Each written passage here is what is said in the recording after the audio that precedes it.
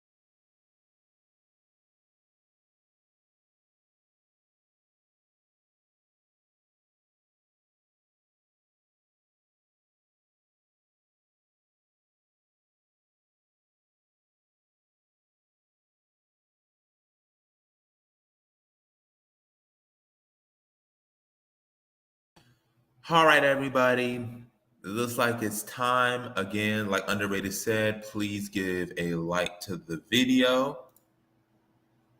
And I'm going to be getting started, and then I'm going to be answering my questions afterwards, and I'm going to let people call in or have access to the link if they want to come in and give their thoughts and opinions on this subject. So before we can talk about doing our ancestors justice, we got to break down some terminology. I think whenever having a conversation, it's important to break down terms so that people can understand and people can process and people can relate. So what does do justice mean? So that is treat or represent someone or something with due fairness or appreciation. And according to Cambridge University, that is to be accurate or fair by representing someone or something as that person or thing truly is. It is telling the truth, representing the people for who they are and what they actually believe, not reinterpreting based on your ideology and based on your perspective.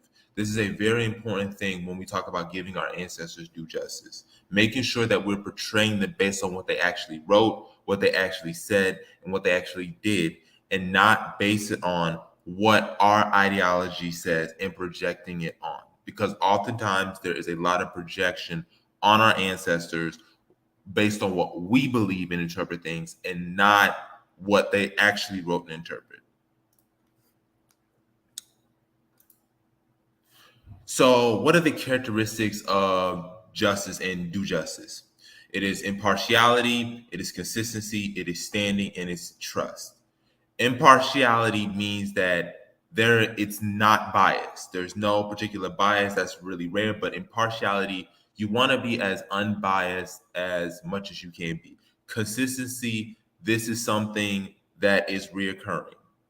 It's predictable, it is expected. Standing means there's a good reputation, and trust means this is something that we can rely on. It's reliable. We can count on them to do the right thing. So those are what those four principles of characteristics of justice, in particular, due justice, mean. So, what are some of the principles of justice and social justice? We've talked about due justice, and now we're heading on into justice and social justice. So, the principles of justice are equity, equality, need. And for social justice, according to Checkup, it is equity, access, participation, and rights. So, I'm going to break down later what equity versus equality means. Need is the need for the corrective action. Social justice, we're going into equity, access. Do people have access to these forms of justices? Do they have access? Are they able to? Is this for the general population? Participation, are people able to participate in this? Are people able to be involved? Do they feel like they are part of the process, or are they just a bystander, or is somebody else reinforcing it?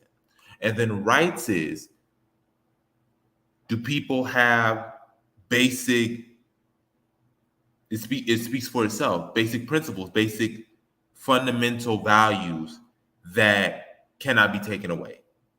Do they have those rights, those protections when it comes to seeking social justice? Now I'm getting into equity versus equality, going back on the two and then the one mentioned in social justice. Equity and equality are oftentimes used interchangeably, but equity and equality mean two different things. And it's important for us to understand, because we say, oh, we want equality, we want to be equal.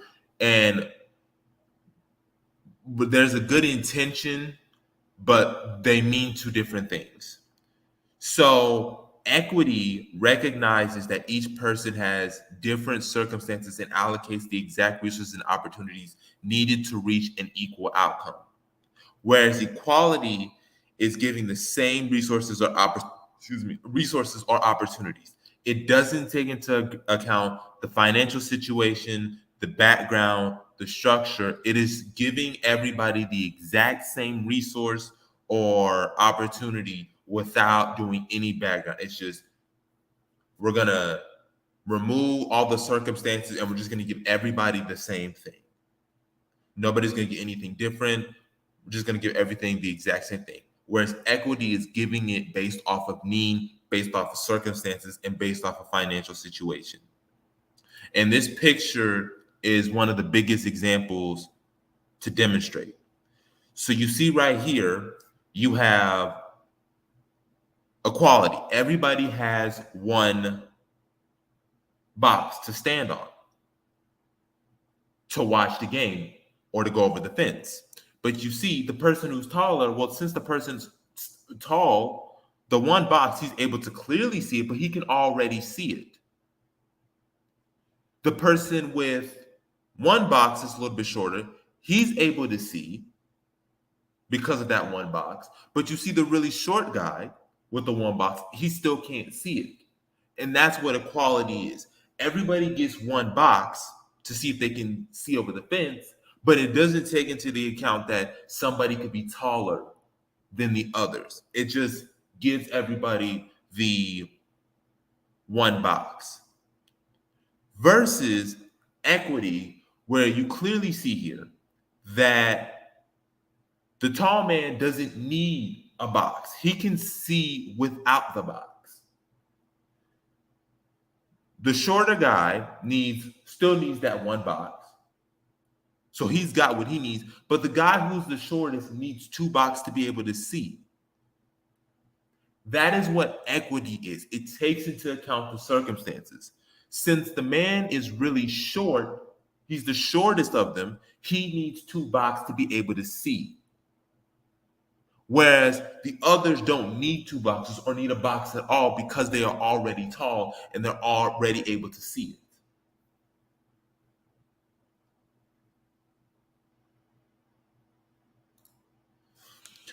So now we're going to talk about restoration. What does restoration mean? Restoration means the act of returning something to a former owner, place, or condition. And according to Cambridge Dictionary, it is the active process of returning something to its earlier good condition or position. Getting back to the original before any harm, damage was done. That is what it is, to restore to one's former self before a action, injury, or damage occurred. So when we look at restoration, we need to look at it through the context of restorative justice. Again, make sure you guys comment, make sure you guys give feedback, and then I'll answer them, and then I'll let people come on. We need to look at it through the lens of restorative justice. Oftentimes we're looking at it through just, give us what is owed, and not understanding we have to look at it through a context of restorative justice. And this is according to the Restorative Justice Exchange. We need to look at it through these three principles: encounter, repair, and transform. Those are the three things when we come to restoration in the restorative justice framing. And before we have the encounter, we have repair, we have transform. So what is encounter? It is before offenders can participate, they must take responsibility for their wrong and want to make amends. All stakeholders impacted by the wrongdoing, victims, offenders, and community members, have a voice in the justice process. Meetings that are encounters occur in safe spaces, foster vulnerability, and encourage free sharing without justice. So when you encounter, you are supposed to be able to say, listen, we all have a chance to speak, but I'm going to admit I was wrong. I was wrong. I have recognized that I've done harm to the victim, and I'm going to correct these mistakes. Encounter is not we're just talking to each other and then we just said we encountered. This is a specific form where the victims, the offenders are meeting, and the victims are being recognized, and the offenders are recognizing that there was some sort of wrongdoing that happened to us. Then the next step is you have to repair those damages. And this is going to lead eventually later on into reparations. Repair the victim's needs for healing. Victim heals through the encounter and its outcomes. The offender needs to make amends, as offenders must atone for wrongdoings and work to regain good standing in community. Encounters empower offenders to make amends directly to victims and potentially community members. The community needs for relational health and safety. Family, friends, and others support victims and offenders as they heal and reintegrate into the community. And then finally, so that basically says we're gonna make amends. We're gonna right these wrongs. We're gonna correct the harms that were done to these people so that we can reintegrate or make sure things have been settled. That is what repair means. And then finally, we have transform. So what is transforming? Transform means restorative encounters create space that lead to transformed individuals, victims, and offenders, and pinpoint root causes of crime, even systematic and structural issues. Once identified, these systematic issues can be faced, dealt with, and potentially changed to foster more justice and more healthier and safer communities. So once we have been repaired, we can now transform. We can now have a system that is better, a system that is more for us, a system that brings healthier outcomes. So what is recovery? What does recovery even mean? So we went through justice, we went through So the principles of justice, social justice, we've went through restoration and restorative justice. Now we're getting into recovery. Recovery means, according to the American Psychological Association, consistent progress in the measurable returns of ability, skills, and functions. Components of recovery include health, home, purpose, and community. You're getting that environment to recover. Okay? We are getting back to our normal functions. Now, there are three principles and types of recovery: holistic, nonlinear, strengths based. So, what is holistic? Recovery focus on people's entire lives, including mind, body, spirit, and community. Nonlinear isn't a step-by-step process, but one based on continual growth, occasional setback, and learning from experience. And strength-based is building on people's strengths. So recovery means, how are we going to get back to our normal selves? Now, everybody doesn't have the same recovery. I don't have the same recovery. You don't have the same recovery. Nobody has the same recovery. So this recognizes using different forms of recovery in order to get what we want. And then healing is positive, subjective, unpredictable process involving transformation to a new sense of whole spiritual action, transcendence, and reinterpretation of life. Now, recovery and healing are not the same thing. Healing is more of a physical terminology, and recovery revolves to returning to one's normal functions and states. Okay. Michael said, equality in the United States does not equate to restoring ourselves to a better state, and equity is only attainable through having our own. It is. And also, this needs to be stated briefly that restoring ourselves revolves us going back to Africa, because that's where it started. Before we got here into the America, we were African people. We were the descendants of Africans on the continent, and then we were sold into slavery. To restore to our one self would mean restoring our African heritage, African citizenship in West Africa, specifically Liberia, and getting those African roots back.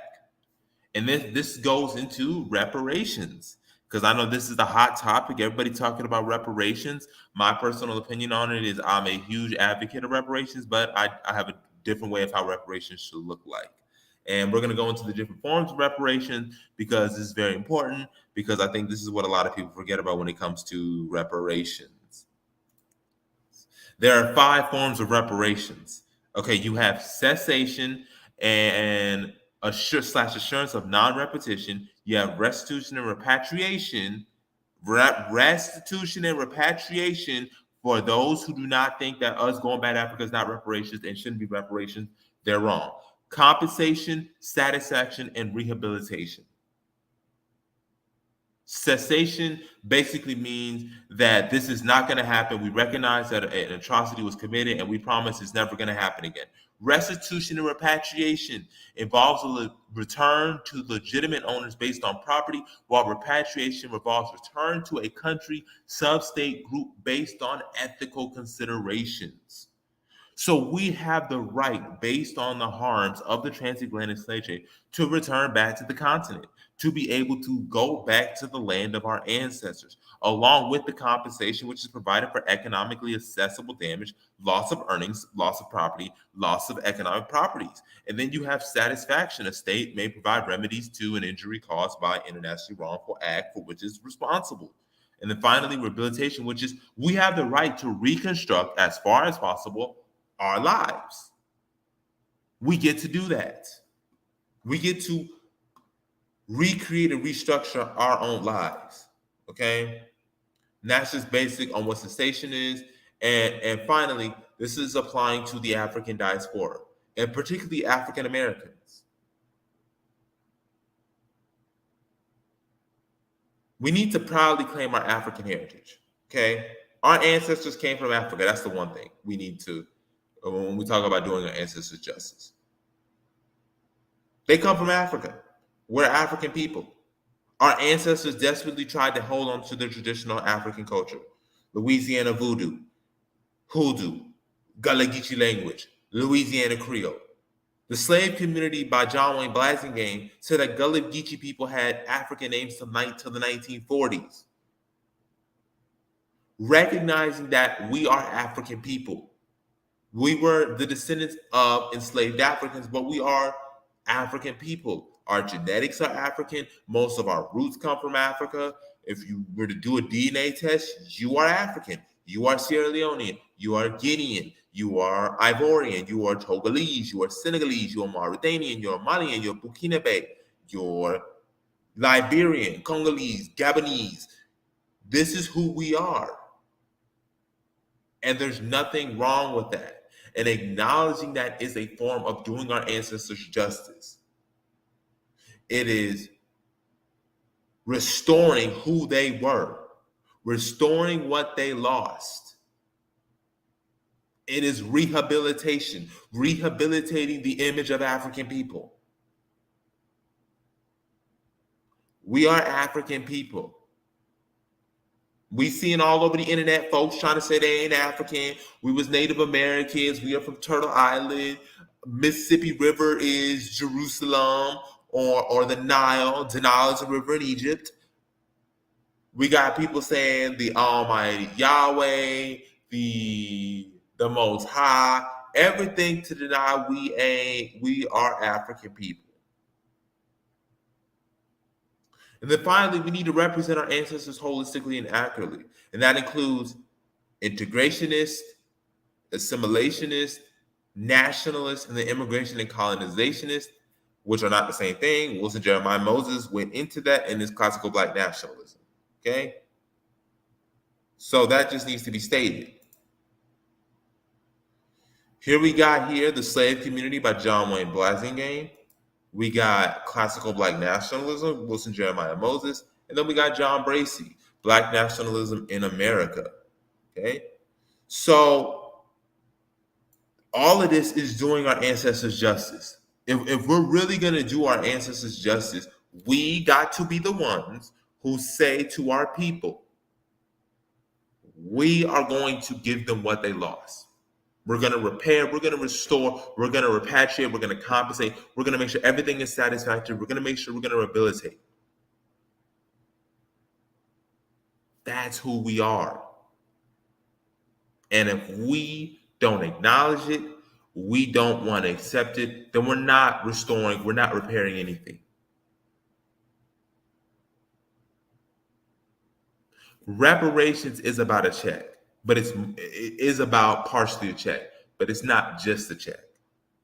There's so much more that goes into reparations than just a check. A check is not going to deal with the structural inequities of racism, of white supremacy, Afrophobia, and anti-Blackness. It's not going to deal with the system of capitalism just giving checks. Compensation is part of it. It's only one part of it.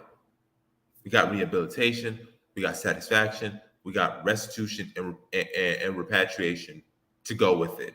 And then cessation, of course. Making sure it never happens again. We have the right to return to our land. We have the right to reconstruct our lives based on what we want, and we have the right to do so.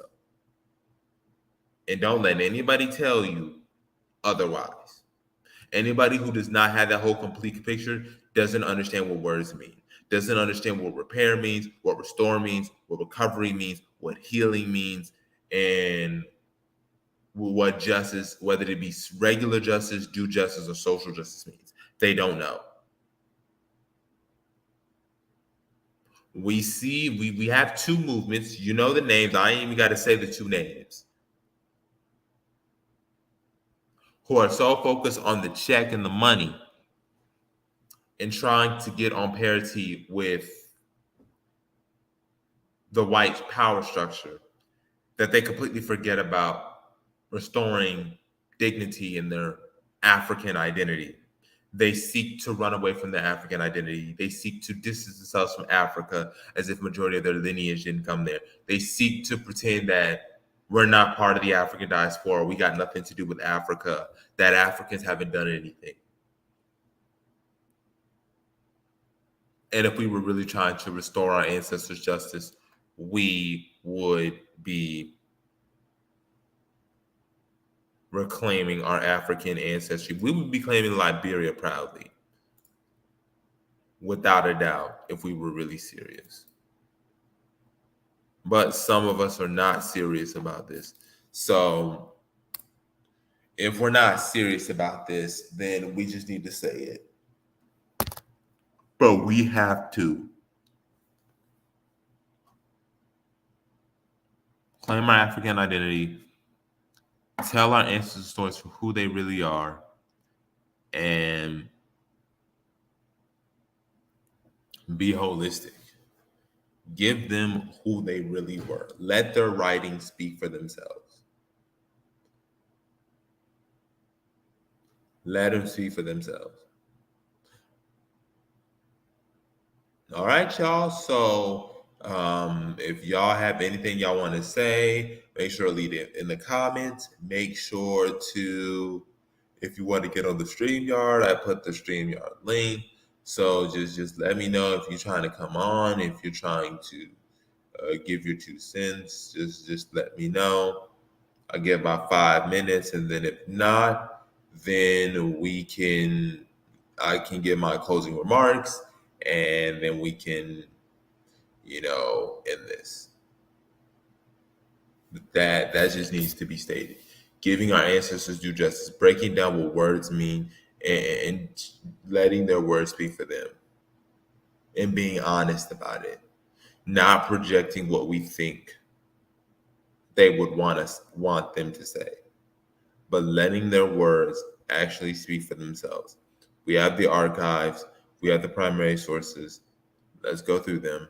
Let's analyze and let us accept who they were. And also basing your heroes on them.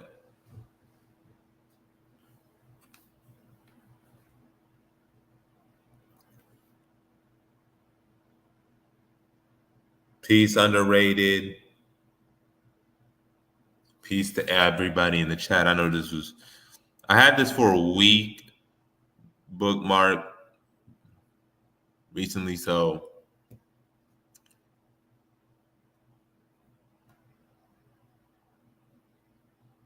and of course, reparations includes Liberia. If it doesn't include Liberia as well, I don't really consider that.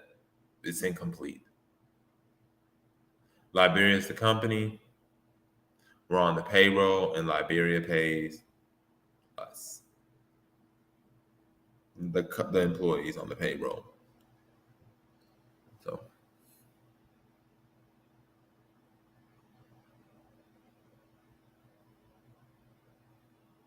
I have that on if folks want to come on.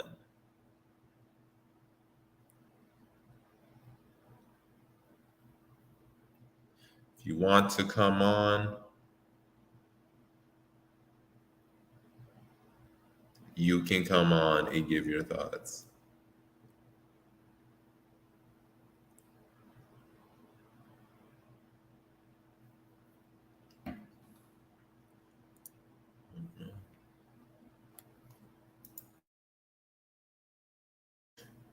If you want, for those who just tuned in, if you want to come on and give your talks on doing our ancestors justice, you may. I have made my points clear. I have the StreamYard link in if y'all trying to come in. So let me know. Peace, my great mentor call for coming in. If people want to come in and elaborate on what we talked about, we can. But that's really what the premise of this video was. It was doing our ancestors justice, do justice, restorative justice, restoration, recovery, healing, all of that. Reparations, which includes repatriation. And I agree with this term. I agree with this. I agree with this, Michael. Militant integration is used terms like reparative justice without knowing what it means. Reparative justice means to repair to what it originally was. And you cannot repair somebody who originally was by denying or severing that African tie. oftentimes when we hear people say, "Oh, we need to restore what we lost and repair what we once were," that involves Africa. If we're just cutting off ties and saying we just want to be American, then just say I want to be compensated. But repairing and restoring what once was, because that's essentially what restore means, to what it formerly was. That includes Africa and African society. If we're not including that, then it's not really restoration or reparative.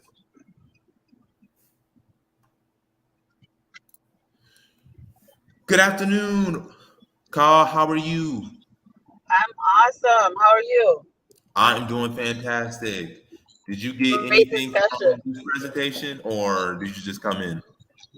I'm just joining. I only caught a little bit of it, but I think the reason I'm chiming in is because this is really, really an important discussion that people need to have at home and abroad. You know, the diaspora needs to have this kind of conversation. Africans on the continent need to have this conversation. We need to also talk about how far back do we go as well. Um, when we talk about especially restoration, you know, what things do we want to throw away and what things do we want to keep? um, what things will make a foundation for us to build on, a strong enough foundation, because what we have right now is a house of cards that we can't really build anything of substance on. Mm-hmm. So the whole idea of restoration, I talk about this constantly. You know, people say, oh, you know, they need to pay reparations to Africans. Africans need restoration of our resources, of our human beings. We want our people back. We want our talent back. We want our resources back. At the top of that list is the human resource that was taken. And I think that, you know, that's really what we're talking about when we talk about restoration. It's one of the key pillars, and people who don't want to acknowledge that are missing that bigger picture. Because I tell people reparations and restoration is more than just a check. There is a lot more that comes into that than just the compensation aspect. There's the Right, restitution, there is the repatriation, because one of the things of reparations is the ability to repatriate. I have the right to repatriate based on the harm that was committed, especially me considering I didn't have a choice to come right, to the States. And then rehabilitation. We get to determine to how to reconstruct our lives. And so right, if we're focused exclusively on the monetary aspect, we're excluding the other aspects of reparations, which is the restitution, the rehabilitation, and the non-assurance that this won't happen again. right. And those are the conversations that need to happen. I rarely hear this discussion, but it should be at the top of the list of things we need to sort out as we try to move forward. Everybody's talking about, oh, if I get money and I can go and you know, I'll buy me some land in Georgia and it's not gonna fix anything. A lot of rich black people in Georgia, a lot of them. Yeah. You know, it doesn't uplift your people. As long as your people have that stigmatization of being enslaved and dehumanized, no amount of money is gonna wipe that away. No amount of money is gonna wipe that away. Um, you know, no amount of being a he-man, you know, chest pounding, I'm an alpha male and women get beneath my feet. That's not going to take away your emasculation through white supremacy. Stepping on your wife, stepping on your kids, stepping on your fellow brothers, all that stuff. Being rich, having a flashy car, you know, wearing $3,000 belts is not going to wipe away the dehumanization. It has to be done through self-determination and being able to create your own wealth, your own reality, your own existence, and having command and control of your future like other human beings in the world. Being a super consumer does not take away the stigma of dehumanization. It don't. So that's, go Judge, you ahead. got something you want to say? Because I know you on here, so I want to give you a chance to speak. Greetings, brother Jafari. Greetings, my sister. I'm calling from the UK. Love and respect to you and the panel. I'm at work at the moment. I can't stand. I'm at work, so I'm Oh, actually now. I'm a first-time caller, but a long-time listener, and contributing via the chat. Yeah, I mean the topic of reparations here in the UK also. That's a hot topic. The last 4 or 5 years, the reparations been on the table, but I mean, here in the UK, you guys, America, you guys, I've said before, as a man of Nigerian background, African Americans have been, the last 20 years, been the most progressive blacks on the planet. It does business, science, politics. You're on the tip of the spear. In the UK, we've not done much. We've been on 9 decades, ain't built shit. I saw part of my life. I joined BAIO 2 years ago, and because I'm looking to meet people that are serious. In the UK, most people are lollygaggers. Malcolm X will say they're lollygaggers, most of them. Hence why I joined BAIO 2 years ago. Yeah, I mean, keep up the great work. I mean, we will get there. We've got to build out, as I said, we've got to stop just beating and get the practical work.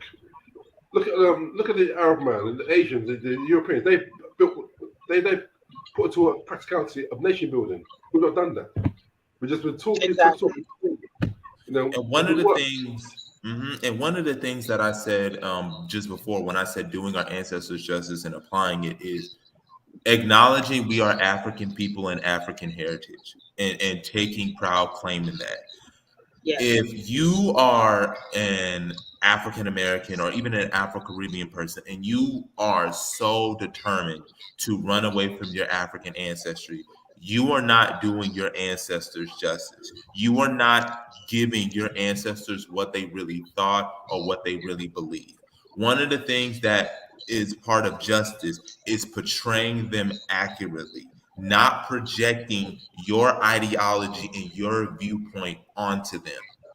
I like to Yes. give people what they actually were based on their writing.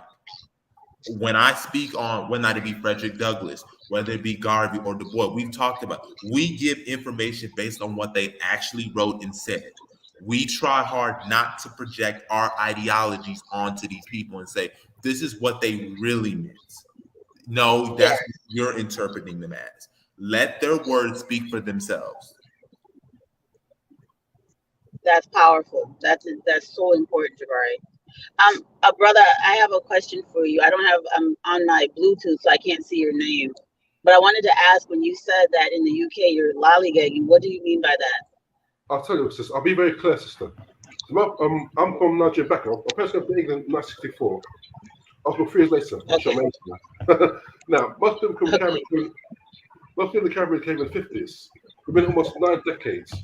Sister, if you come to the UK, I ask what we built. Even embarrassment. We've got Turkish people here, people from Asian descent, Eastern Europeans, Jewish people. They built structures themselves, businesses, communities, infrastructure. We built Jack SHRT, but it was 9 decades. There was one black British bank, not one. But you go up to places like the east end of London, or Birmingham, you see all Asian banks. There are 2 Korean banks in the UK. Sister, if they want 5 Koreans in London, I'll be shocked. There are 2 Korean banks in England. And if they want 5 Koreans in London, I'll be shocked. It's been almost 9 decades, ain't built nothing. That's what Black people in the UK are so assimilationist. They want to assimilate so bad. It's not even like, and that again, that's one of the things that I said about restorative justice is let's be honest about it. Like don't cloak the assimilation integrationist viewpoint as this type of, just say what it really is. You want to be part of the American system. That's or the British system.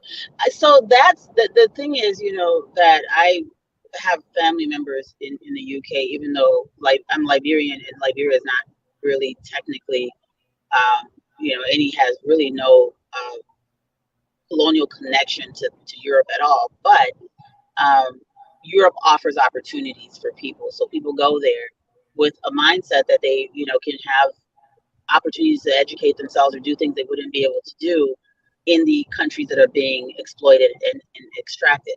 So what I noticed is that one of the things that colonialism has done, it has made people value the colonial master, the crown.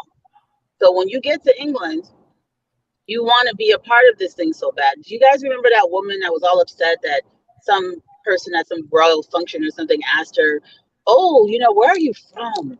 And she thought that this was a big, insult. And I could not understand why that would be offensive.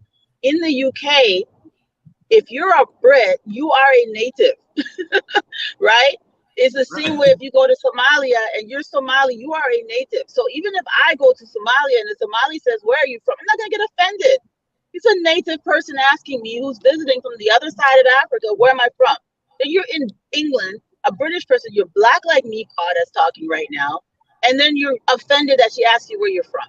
Clearly, that she's not asking you what your passport says. She's saying, "You know what? Where do your ancestors come from?" And to me, if you have any kind of self-esteem, even if she was saying it to be offensive, I would never take offense to that question because I respect my ancestors and my origin. I was born and raised in the United States. I would never take offense to that question. I don't get offended. I don't go, "I was born here." It's not your business if I was born here. But I'll tell you what, this is an immigrant country. I'm Liberian. Do you know anything about Liberia? Because I'd love to tell you about where I'm from.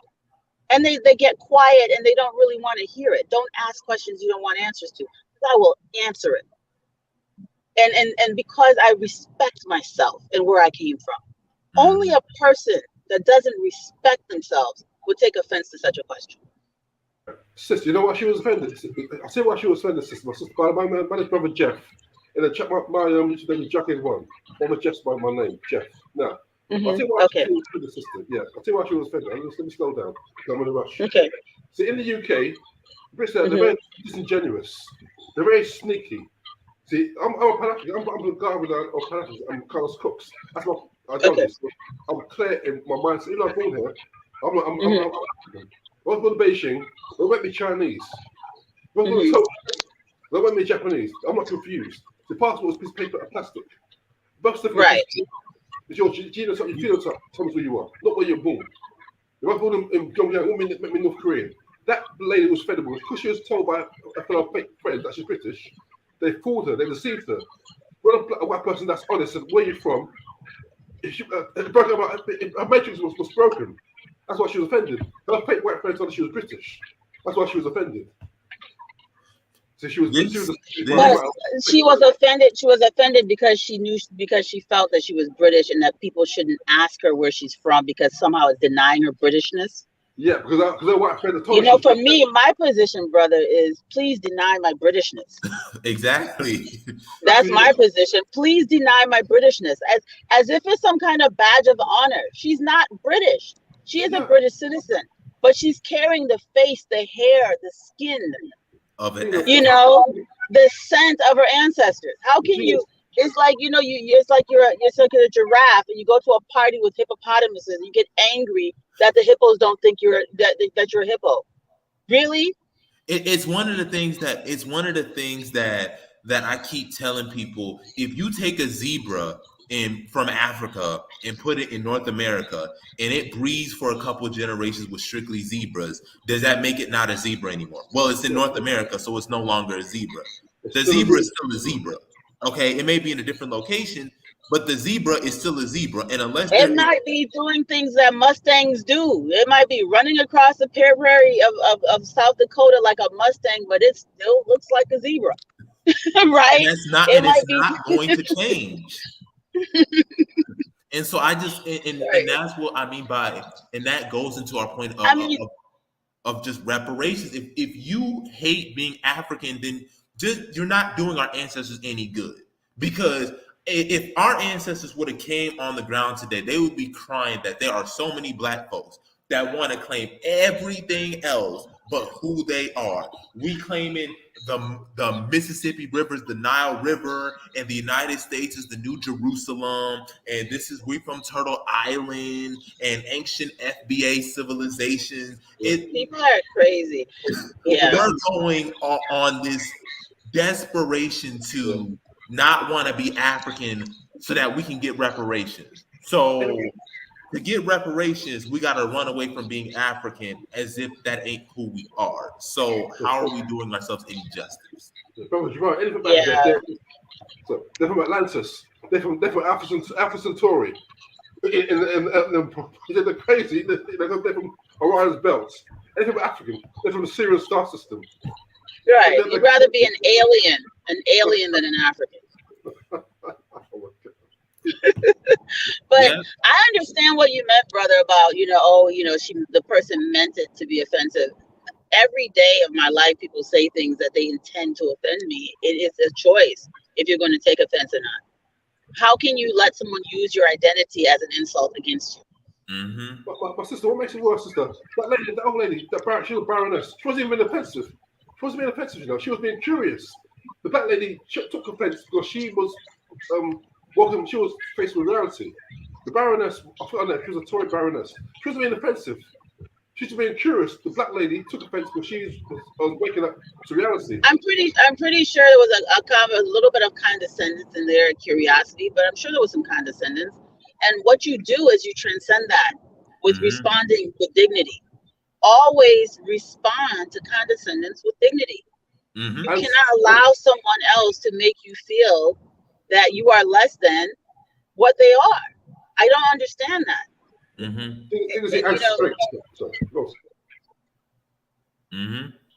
I mean, she was sitting there come on, to understand the level of craziness that we are on and just hatred. They will deny their Africanness, but they will get on their knees when we see Prince Charles. I remember seeing that black woman get on her knees when she saw Prince Charles, and I almost wanted to holler and just run out my room. Because she wants to be British so badly. She wants to be British so badly in every way, not just about citizenship and having a right to work and live in England.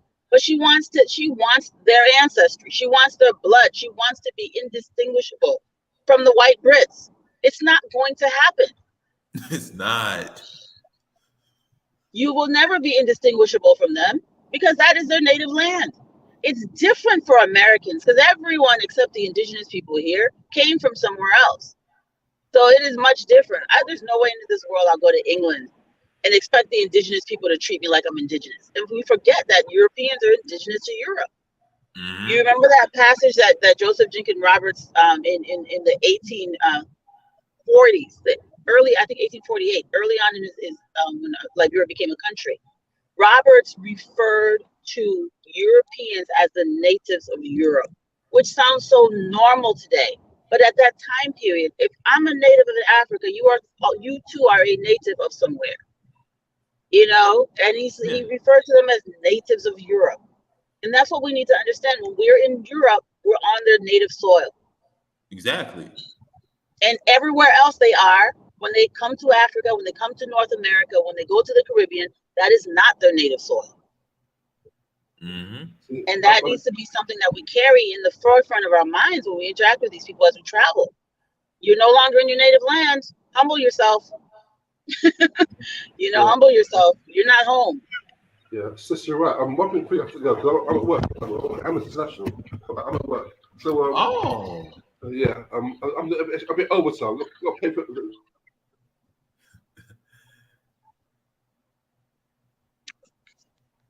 Did he? I think he might have went out.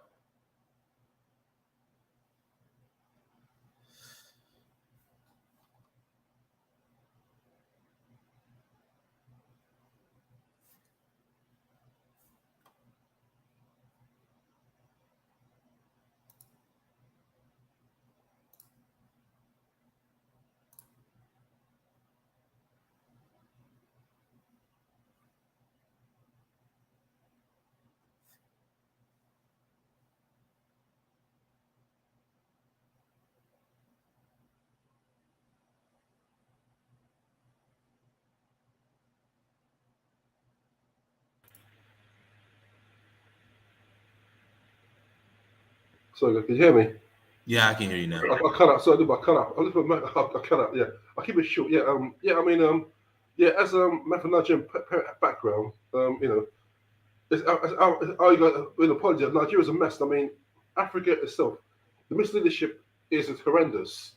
See, we since so-called independence, there's one African country that's infrastructure to match China or South Korea, a military, a navy, a space program. It's embarrassing. 3 decades ago, UAE was patch of desert in the desert. Pre-COVID, UAE sent 10 probes to Mars 3 years ago. UAE, which 3 decades ago didn't even exist virtually. Qatar gave independence to England in 1971. But look at Qatar now. Less resources than Nigeria. You know, we got to do better. Africa, we got to do better. There's not one country in Africa where space program, military, strong infrastructure. It's embarrassing. Oh no, I complain about that all the time. I complain that all about the time. We don't have the top tier infrastructure. We're not doing semiconductors. We're not doing transistors. None of the nanotechnologies in quantum mechanics and spintronics. And one of the things that just does for me is that motivates me to want to be part of the solution. Yeah. I think one of the biggest issues is, and this is what got me upset when I saw a lot of Nigerians say, oh, they want to leave, they want greener pastures, is I understand Nigeria is a struggle. Nigeria is a struggle. As they say, may Nigeria not happen to you. But at the same time, what are we doing as young people? What are we doing? We're not, young Nigerians are 60-70% of the population. Yeah. Are we running for office in Nigeria? Are we doing grassroots movements in Nigeria? Are we the ones who are plotting out a different future in Nigeria?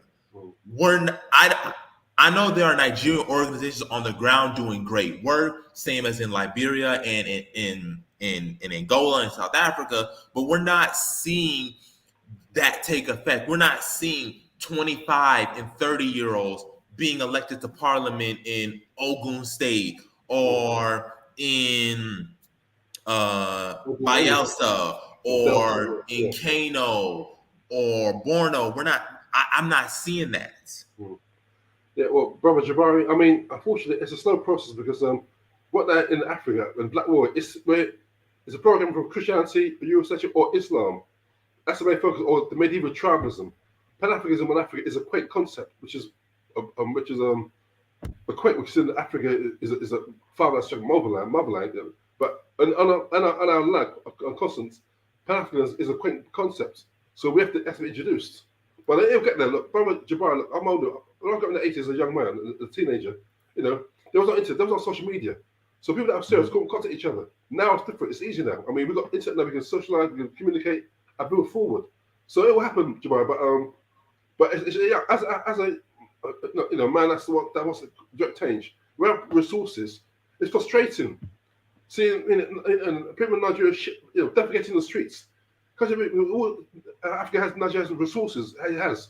Nigeria should be like Dubai on steroids. Qatar, what's Qatar? Nigeria should be Qatar on steroids. What's Nigeria should be at least the 5th or 3rd biggest economy in the world. It should be in the top 5 because it has the population and it has the resources. But again, what are we as a people deciding to do? And that goes to doing our ancestors justice. We love talking about our founders. We love talking about the Patrice Lumumbas of the world. We love talking about the Nnamdi Azikiwe's of the world. We love talking about the Julius Nyere's, the Joseph Jenkins Roberts, the Robert Sobukwe's. But are we really down with it? And we're not seeing that. We're not seeing the level of patriotism, the commitment to service, the way that we should be doing. And as a result, because of the fact that we're not doing that, we're in the predicaments that we're in. And again, that it goes back to portraying who we really are. Everybody wants to project, but nobody wants to accept things for what they really are. Also, Brother Jabari, I'm saying something very controversial now. When I talk to the UK, people think, oh, Jeff, it'd be too harsh. Brother Jabari, I tell the truth. The problem is, Brother Jabari, the workers are few. I say 99% of people are not serious.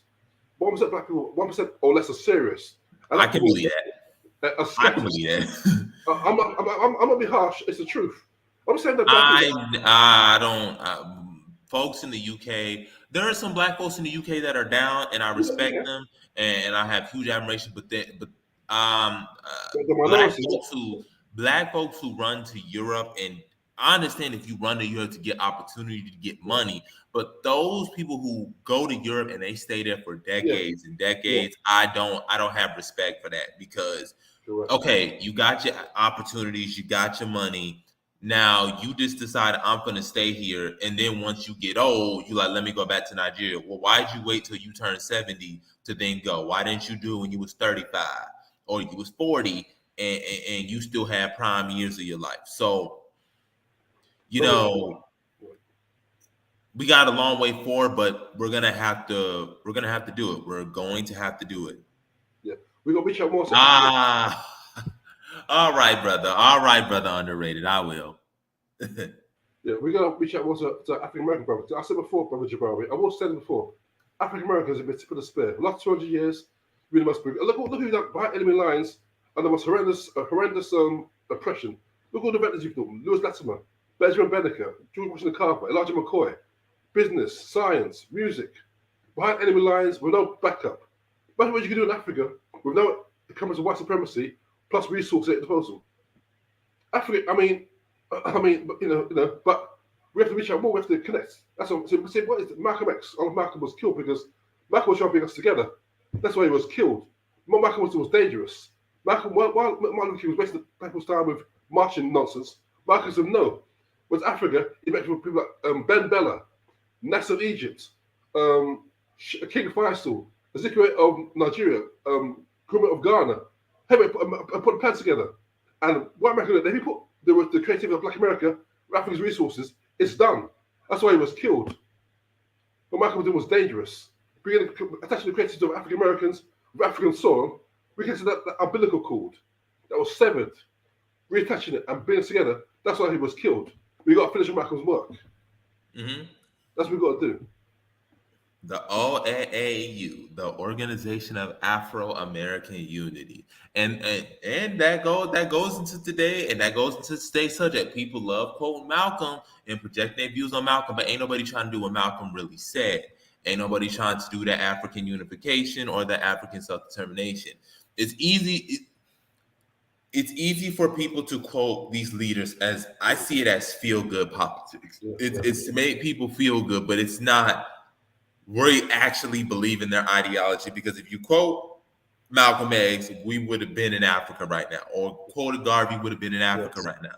But people use that as just, I'm about the cause, when most of Malcolm's notoriety came from people who were just average people, and they was on the same thing he was on back in Africa.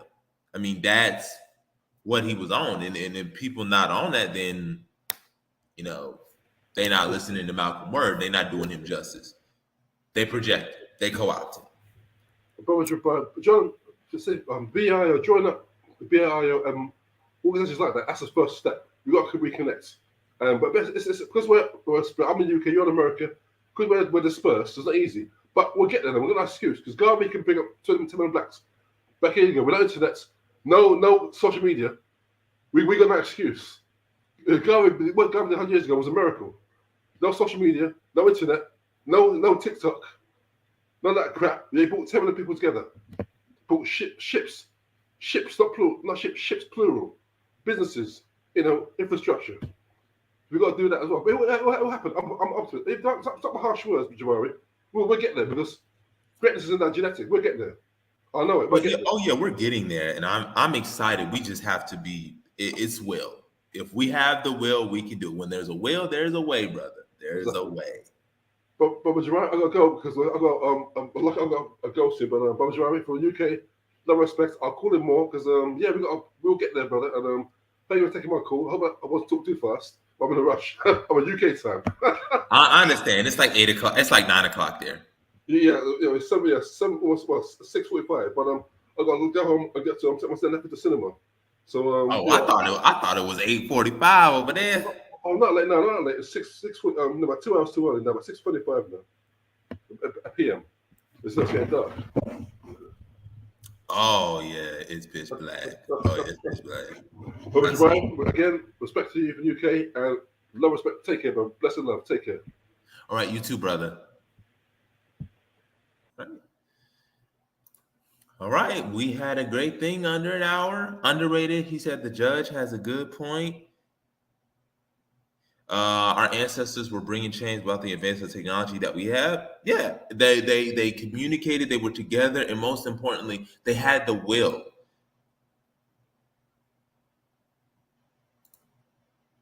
Yes, yes, Michael. Yes, it's the truth. Our ancestors wanted to leave this land behind, and not acknowledging that. That's why I brought up one of the forms of reparations is repatriation. If we're not talking about the fact that our ancestors wanted to leave but didn't have the funds, then we're not really fulfilling reparations. We're not giving them due justice because we're portraying them as people who wanted to be assimilated into America. They wanted to mimic white society when that wasn't the case. They wanted to have their own version. They wanted to be able to rule themselves. They wanted to be able to control their own destiny. And so, yes, we have to admit that our ancestors wanted to leave this land. And that's telling it for what it really was. And also, to elaborate on that, give the average person more respect. And the reason why I say that is because when we even talk about our ancestors wanting to leave this country, or even the people who wanted to leave America, right? I mean, who were against us leaving America. The people who were against us leaving America had the biggest microphones. The Benjamin Tanners, the C.H.J. Taylors of the world, most of them in the northern states. And this is in the early 1800s, okay, when only 10% of the Black population lived outside the South. 90% of the population lived in the South. And the voices of those 10% got overheard of the 90%. So the immigration is the wanting to leave the land of their oppressor was much higher, but we don't know because they were semi-literate and semi-literate and illiterate. And remember, if you can't read or write, we don't know who you are.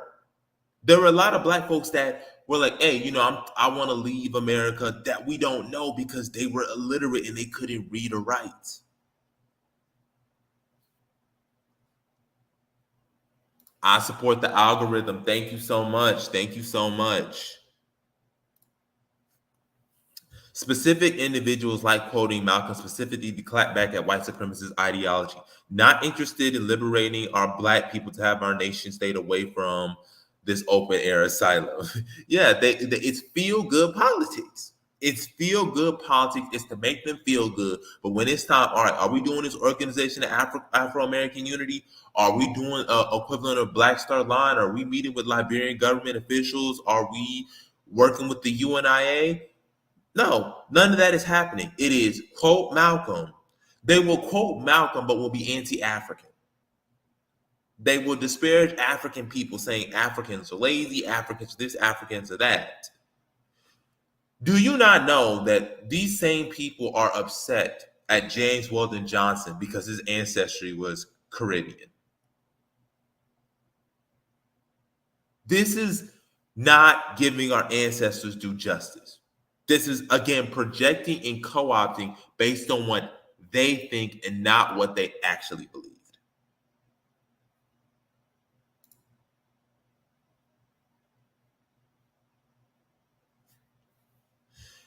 I never knew there were different types of reparations. Thanks again, Jabbar, for explaining that. Yeah, reparations comes in numerous forms. There's not one type of reparations. That's why I said it's more than just a check. Reparations, part of it is a check, but it's rehabilitation, it's satisfaction, it's cessation, it's making sure restitution and repatriation. It's restorative justice. It's encountering, it's repairing, it's transforming. It's the rehabilitation. It's that recovery. It's that healing that happens. It's not just a check. And I wish people would stop acting like a check is going to solve everything or even deal with the structural injustices. Peace, Deontay. How's a brother doing? Thank you, Ronan. I very much appreciate it. And with that, y'all, it's been an hour. Great conversation to be had. I'm glad that everybody was here. Again, make sure to like, share, comment, and subscribe. Sign up to the blfxstand.org/register. Like, share, comment, and subscribe. All right, you maintain it, brother. That's good. All right, that's good. Right, keep it going. Keep it going, brother. We're trying to build up this platform. Make sure you follow us on our other platforms. TikTok. Follow me on TikTok at Change Liberia Narrative, where I give information about Liberia, its history, culture. And if there are not any lasting comments, I plan to see y'all in the next video. Any final comments, any suggestions, any questions, I'm here to answer.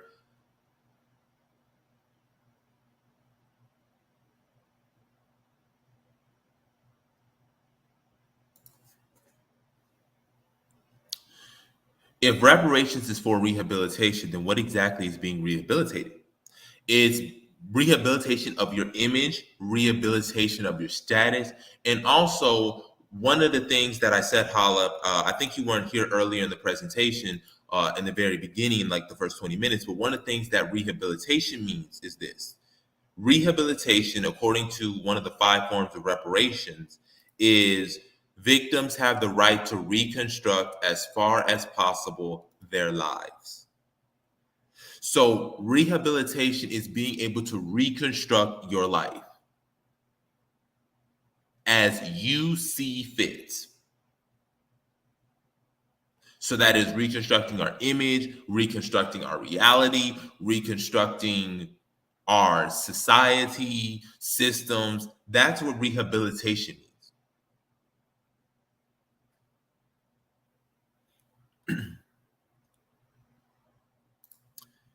Behaving like a check is the solution is infuriating. Oh, it is. It is.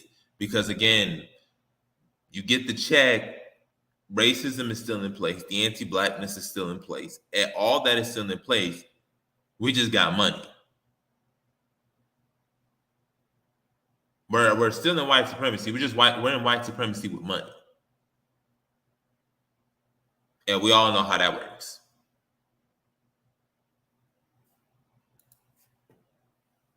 So I hope that answered your question, Hala. It's being able to reconstruct our lives as we see fit. I'm glad that I did this because it needed to be said. It's rarely ever said. It's rarely talked about. It's rarely even given any analysis. You can't, Hala. And that's one of the points that I was saying. If you are an African American, a descendant of enslaved Africans, and you deny your African heritage, reparations, rehabilitation, and restoration cannot occur, because the definition of restoration is restoring to one's former self. It is restoring to what one was before. That is the entire purpose of restitution. If I'm restoring your money, if I'm restoring an artifact, I am giving you back something to its earlier good condition or position. So if we're trying to repair or recover from slavery, you can't restore or repair the actions of slavery if it doesn't include Africa. We're being compensated, but we're not being restored. We're not being repaired because we're not factoring what happened before. What was happening before that injury, before the slavery and the Jim Crow? That is what is the marker. And it starts with Africa and it ends with Africa.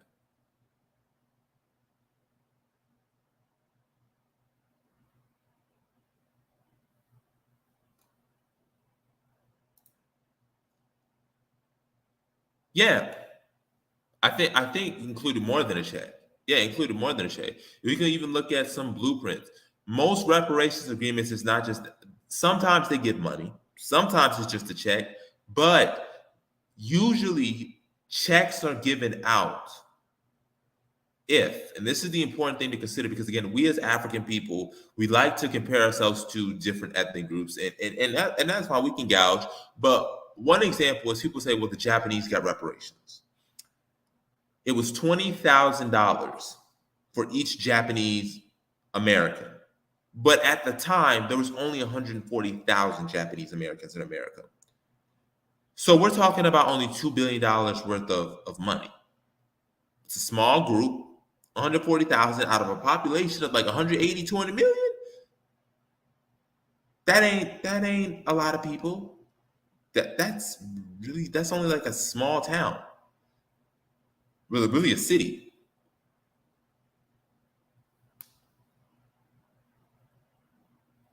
Mm-hmm. The key is Africa, and that's what everyone's denying: self-hatred and delusion. Mm-hmm. Mm-hmm. If it doesn't include Africa, we're not doing our ancestors justice, and we're not restoring, we're not repairing, we're not rehabilitating, we're not restituting, we're not repatriating, we're not doing any of that if we're not including Africa in this conversation. We're getting compensated. You can say compensate, but do not say we're being rehabilitated, we're being repaired, we're being restored, we're giving any form of justice. Restorative justice, due justice, social justice, none of that is happening. Because we were dehumanized because we were Africans. We came from Africa. Black Africans, that's what we were. And that's what led to our dehumanization.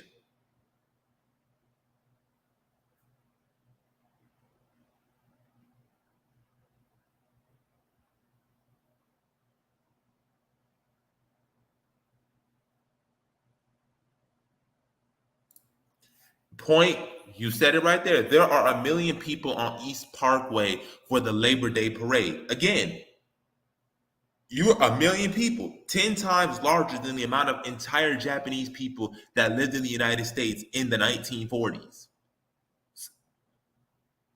We're talking about a small group of people. 1 million, I mean, again, that's not a lot. When you're talking about 40 million, it's a problem. Or it can get a little dicey without having a nation state. Furthermore, here's one of the things that people forget about when they say, oh, well, Holocaust survivors got it. Here's one thing that I want everybody here to listen to me that people forget about. When Germany gave reparations to the Jewish community, it was to all Jews, regardless of whether or not they went through the Holocaust or not. There is no lineage that they had to fulfill. All they had to do was be Jewish, and they got reparations. That was the stipulation. There was, whether or not they went through the Holocaust or not, they got it. That was the stipulation that Germany did for what happened in the Holocaust. So you're trying to use Germany as a blueprint, but you completely forget that stipulation. So if you want to apply Germany's situation with the United States, then again, you would have to give it to all Black people. Saying to, well, no, these Black people should get it. Well, then don't bring up Germany. Don't bring up Germany. Because they gave it to them regardless of who they were. People, this is what I mean by breaking terminology down and understanding what stuff means. How would restoring our image and what suits Africans look like? So restoring our image will be portraying Africans to what we were beforehand and not being viewed as savages, primitive, people who were uncivilized, people who didn't have intelligence, people who were, because we were not viewed that way before slavery. We were not viewed as savages, as uncivilized, as being unintelligent, the angry Black man. None of that stuff existed. All of that stuff was antebellum, Western Hemisphere talking points. European colonization, European colonialism talking points. So restoring our image is all those stereotypes being gone. And us being able to control that image, dictating that image. humanizing us, showing the different perspectives and personalities of African people.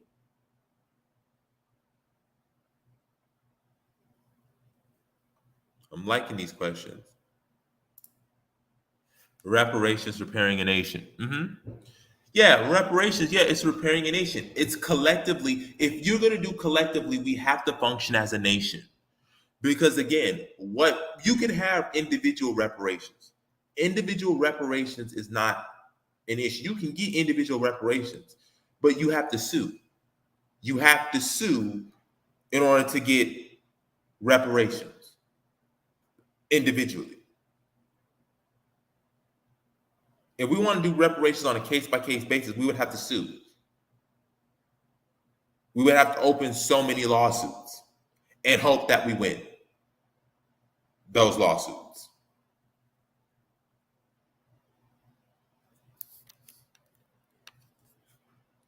So just take that into consideration. Yeah, you can get reparations on the individual level, sue, but collectively, unless it's either to all or we're a nation, it's not going to happen. It's not.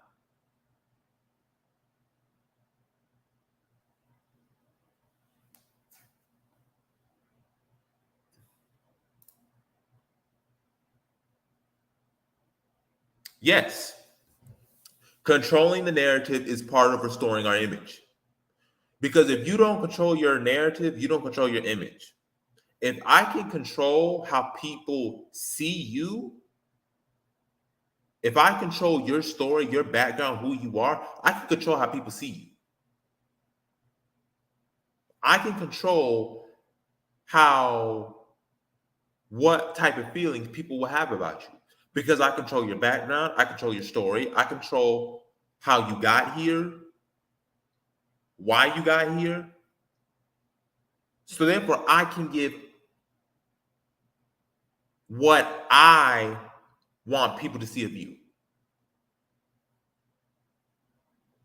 I'm controlling how people see you. You're not controlling how people see you. So restoring our images, controlling what people see of us.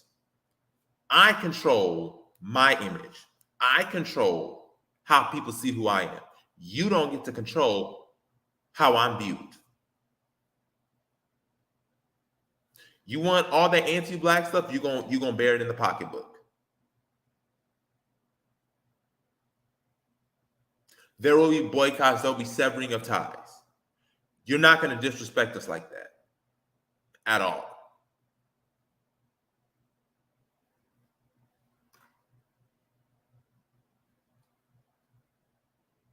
So many good comments and questions. I'm loving it.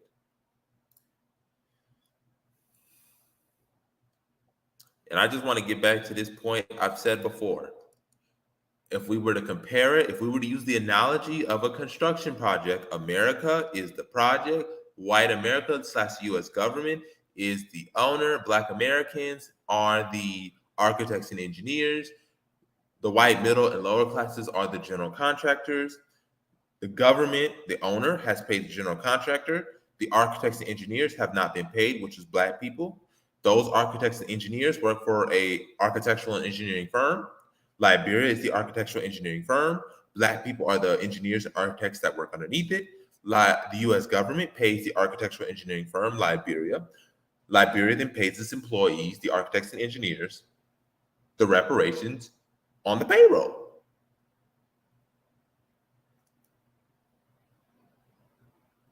That way you eliminate who gets what. Because all African Americans would be Liberian citizens. So send it over to Liberia, and Liberia will issue it through the payroll. You get a paycheck every 2 weeks, every bi-weekly on a certain day. So the check will be there.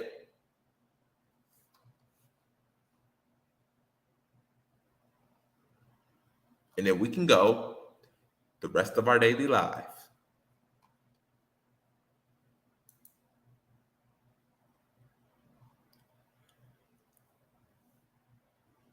I hope this was informative. I hope I gave you guys a lot of gems. I know that the 26 minutes was probably a little boring. It was just so much that I really wanted to get into. I really wanted to break down. I like having the formal conversations, but I didn't want to just. I wanted to make sure this was structured. I like to make sure things are just structured. I don't like just things all over the place. But anywho, we got the lounge tonight and we got the book club tonight. So if you have Amos Wilson's Blueprint for Black Power, make sure you tune into that. But you have to be a BL member. You got to sign up to the website, and then eventually we'll let you into the book club, which proceeds before the lounge. And you can have conversations with us. You can discuss Blueprint. Oh, there's no book club today? Oh, underrated checked me. He checked me, y'all. He checked me. He checked me, y'all. He checked me. No book club. No book club. My bad. We will not be having a book club today. So just make sure, put that on. No book club today. It'll be next Sunday. It'll be next Sunday. So no book club. It'll be next Sunday.